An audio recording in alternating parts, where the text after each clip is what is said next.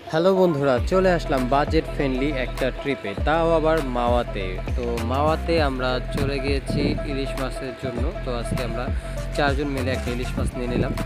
এই ইলিশ মাছটার দামাদামি করে তারপরে প্রথমে চেয়েছিল 1400 টাকা, তারপরে দামাদামি করে মাত্র 700 টাকায় নিয়ে নিয়েছি।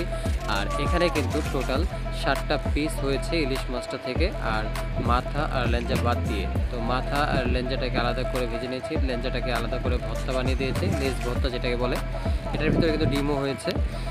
তো সাথে আমরা বেগুন ভাজা নিয়ে নিয়েছি, বেগুন ভাজার জন্য আলাদা 30 টাকা করে নিয়েছে। তারপরে তেলও নিতে হয়েছে, নিজেরাই তেল দিয়েছি।